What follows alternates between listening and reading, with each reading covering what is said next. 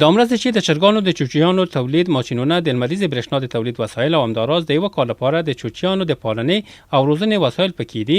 د UNHCR مؤسسې په مالي ملاتړ، د ACHRO مؤسسې په همکارۍ د زابل ولایت 500 تنو هغه ښځو ته چې له سختو اقتصادي ستونزو سره لاس او ګرېوان وي توضیح شول.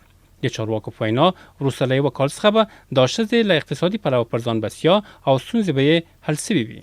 500 کورنیو لپاره چې ټولې ښځینه پکښې دي او د ښځو زنانو لپاره د اکرو مؤسسې د پروګرام د هګیو چې بیا له هغه څخه چوچیان وځي هغه بیا د دې څخه به دوی خپل کار اخلي، د خپل کور اقتصاد او زندګي ورباندې برابروي.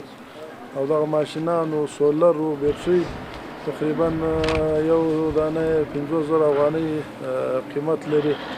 نو دغه د یو کال لپاره دوی ښه کفایت کوي. د مرستې ترلاسه کوونکې ښځې د مرستې له دوی سره د اقتصادي ستونزو په حل کې بنسټیزه بولي او پر نورو خیریه مؤسسو هم غږ کوي چې ورته مرستې وکړي. په افغانستان کې او داسې د اکرو انحصار مؤسسې له خاصه له موږ سره کومک وکړي. زموږ د افغانستان د زابل خصوصا له موږ غریبانو بېوزلو کورنیو سره داسې کومک کېږي چې د دغو ماشینانو له شمسیانو له دې کولرانو څخه موږ استفاده اخلو او چرګان راباسو او موږ د خپل کور دپاره موږ ته یو زوی یو کور یو زندګي په برابره کړو، یا هګۍ خرڅ کړو یا چرګان خرڅ کړو یا د خپل کور د غریبۍ سخت ژوند په برابر کړو. یو خو کور به مې داسې دا وي چې د هغه نه به خلاص وو، یو شی به کور ته پې اخلو، یو ژوند به پې برابر کړو. د سویل لویدیځې حوزې ولایتونه چې د جنګونو مرکزونه وو ډېری کورنیو نارینه له لاسه ورکړي او د کورنیو ساتنه د ښځو پروژو ده چې داسې مرستې به د دوی سره د کورنیو په ساتنه کې پوره مرسته وکړي.